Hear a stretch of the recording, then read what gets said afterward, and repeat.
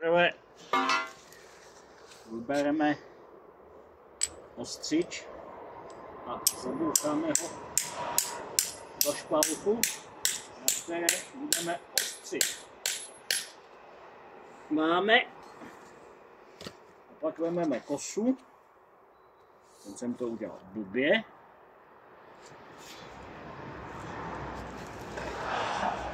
Budeme ostřit z druhé strany, že? Vezmeme kosu, dáme a boucháme.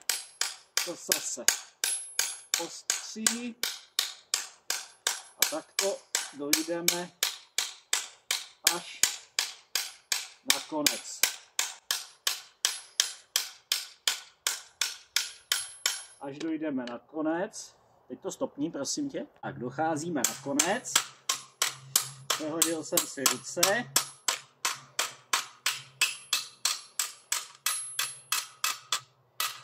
Tak, otočíme kosu a totéž uděláme z druhé strany.